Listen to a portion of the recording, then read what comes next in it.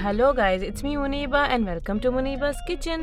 तो आज हम बनाने जा रहे हैं आइस्ड कॉफ़ी, जिसके लिए मुझे चाहिए 3 tablespoons of instant coffee, 2 teaspoons of granulated sugar बारीक चीनी और 2 टीस्पून ही गर्म पानी के। अब इन तीनों चीज़ों को अच्छी तरह से मिक्स कर लीजिए। मिक्स करते जाइए करते जाइए जब तक कि ये अपना कलर ना चेंज कर ले।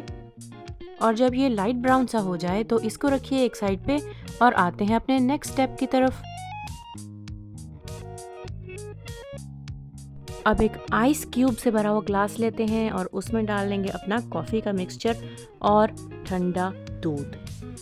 आप चाहें तो 2% मिल्क भी यूज़ कर सकते हैं, लेकिन मैं होल मिल्क यूज़ कर रही हूँ क्योंकि कॉफ़ी में क्रीमी टेस्ट तो होल मिल्क से आता है ना।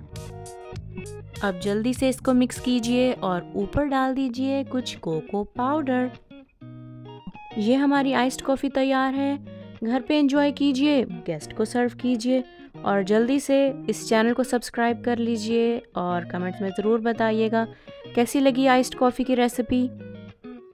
तो अब आते हैं आइस्ड कॉफ़ी बनाने के दूसरे तरीके की तरफ, क्योंकि मैं अपनी सब रेसिपीज़ आपके साथ शेयर करूँगी। तो एक पैन में लीजिए 4 कप पानी और जैसे ही ये पानी बॉयल होने पे आए तो ऐड कीजिए 3 टेबलस्पून्स ऑफ इंस्टेंट कॉफ़ी।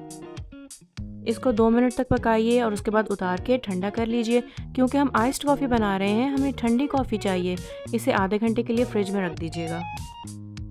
अब नेक्स्ट हमें चाहिए कंडेंस्ड मिल्क, जो आप घर पे तैयार कर सकते हैं। इसकी रेसिपी मैं नीचे डिस्क्रिप्शन बॉक्स में दे रही हूँ, तो इसे घर पे बनाइए और इस्तेमाल कीजिए। तो मुझे चाहिए कंडेंस्ड मिल्क 2 टेबलस्पून्स और इसमें ऐड करते हैं अपनी कॉफ़ी जो कि हमने अभी फ्रेश बनाई है। अब इस ग्लास को भर दीजिए आइस क्यूब से, और अगर आप इसका कलर चेंज करना चाहते हैं तो इसमें कुछ क्रीम भी ऐड की जा सकती है।